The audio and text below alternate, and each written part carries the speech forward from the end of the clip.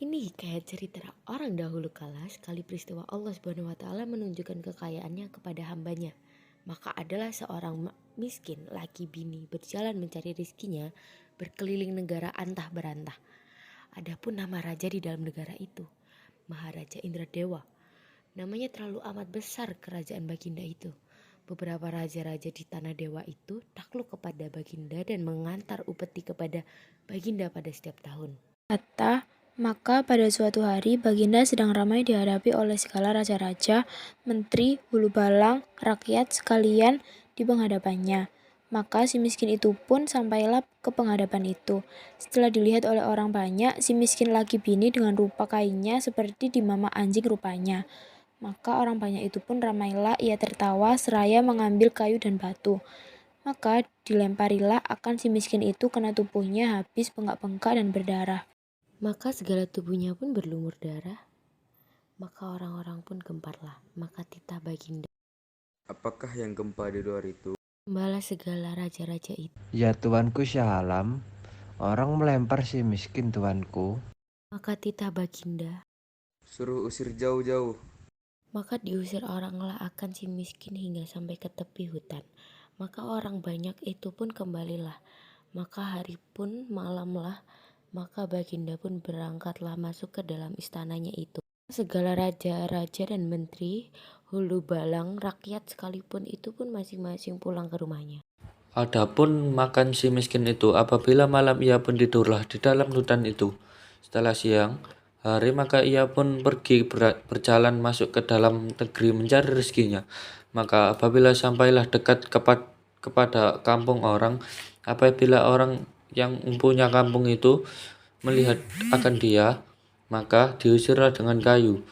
Maka si miskin itu pun larilah ia lalu ke pasar.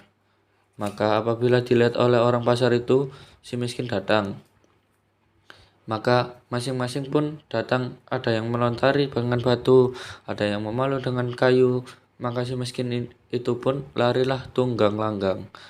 Tubuhnya habis berlumur dengan darah. Maka menangislah ia berseru-seru sepanjang jalan itu dengan tersengat lapar dahaganya seperti akan matilah rasanya. Maka ia pun bertemu dengan 4 orang membuangkan sampah-sampah. Maka berhentilah ia di sana. Maka carinya lah di dalam sampah yang bertimbun itu barang yang boleh dimakan. Maka didapatinya lah ketupat yang sudah basi dibuangkan oleh orang pasar itu dengan buku tebu lalu dimakannya. Ketupat yang sebiji itu lagi bunyi. Setelah sudah dimakannya ketupat itu, maka barulah dimakannya buku tebu itu. Maka adalah segar sedikit rasanya tubuhnya karena beberapa lama tiada merasai nasi. Hendak mati rasanya, ia hendak meminta ke rumah orang takut, jangankan diberi orang barang sesuatu, hampir kepada rumah orang itu pun dia tak boleh. Demikianlah si miskin itu sehari-hari. Hatta maka hari pun petanglah. Maka si miskin pun berjalanlah masuk ke dalam hutan tempatnya sedia kala itu. Di sanalah ia tidur, maka disapulah darah-darah yang di tubuhnya tiada boleh keluar karena darah itu sudah kering. Maka si miskin itu pun tidur di dalam hutan itu.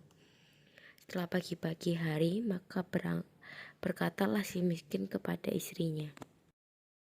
Ya tuanku, matilah rasaku ini, sangatlah sakit rasanya tubuhku ini.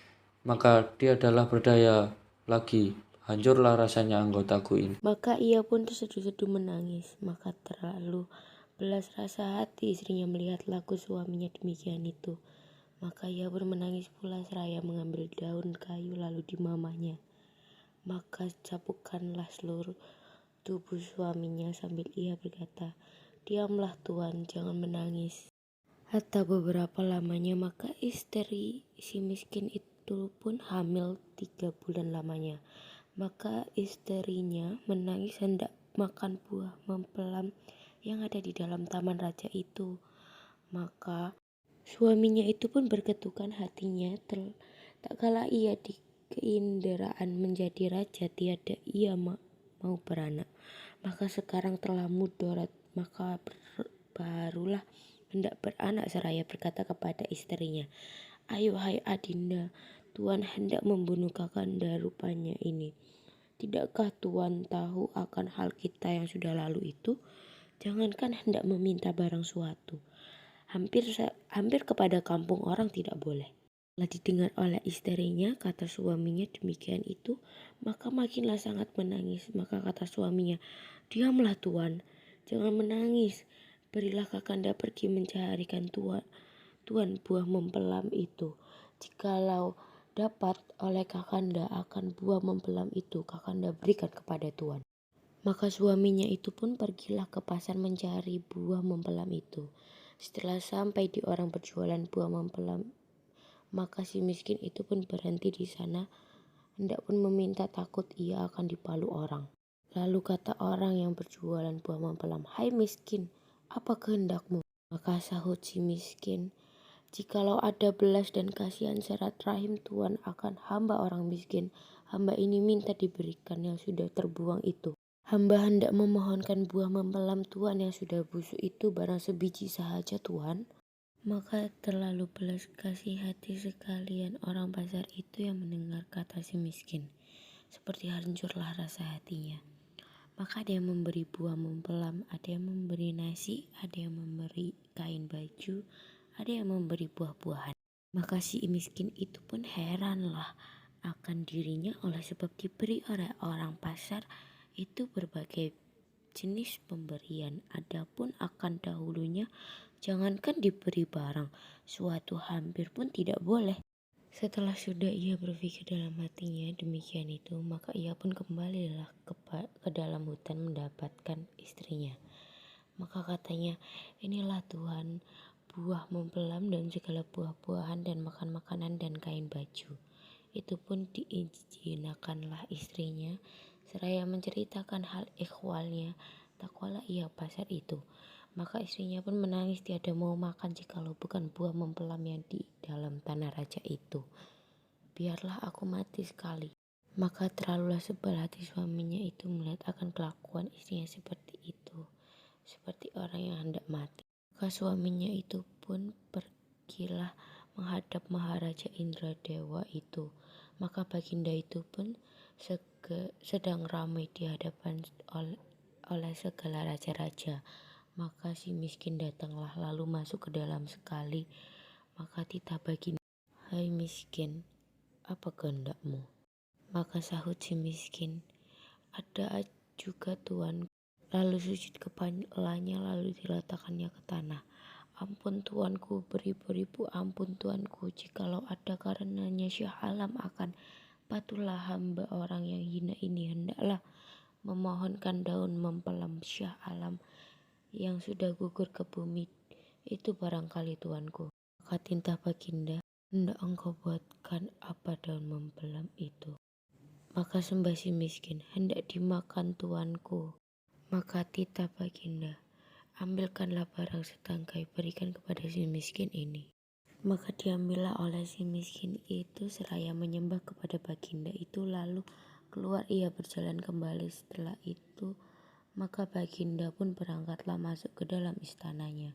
Maka si miskin pun sampailah kepada tempatnya. Setelah dilihat oleh istrinya akan suaminya datang membawa buah mempelam setangkai, maka ia tertawa-tawa seraya disambutnya lalu dimakannya. Maka adalah antaranya 3 bulan lamanya, maka ia pun menangis pula hendak makan nangka yang di dalam tanam raja itu juga. Maka si miskin itu pun pergi pula memohon pada Baginda itu. Setelah dilihat oleh istrinya itu, suaminya datang, maka disambutlah buah nangka itu lalu dimakan oleh istrinya. Istri si miskin itu pun beranaklah seorang anak laki-laki terlalu amat baik parasnya dan elok rupanya. Maka dinamainya akan nama anak itu Makromah, artinya anak di dalam kesukaran. Maka terlalu amat kasih sayangnya akan anak itu, tiada boleh bercerai barang seketika jua pun dengan anaknya Makromah itu. Miskin pun menggalilah tanah hendak membuat tempat 3 beranak itu. Maka galilah tanah itu hendak mendirikan tiang berata itu. Maka tergalilah kepada sebuah telacu yang besar berisi emas terlalu banyak. Maka istrinya pun datanglah melihat akan emas itu, seraya berkata kepada suaminya, Adapun akan emas ini sampai kepada anak cucu kita sekalipun tidak habis dibuat belanja.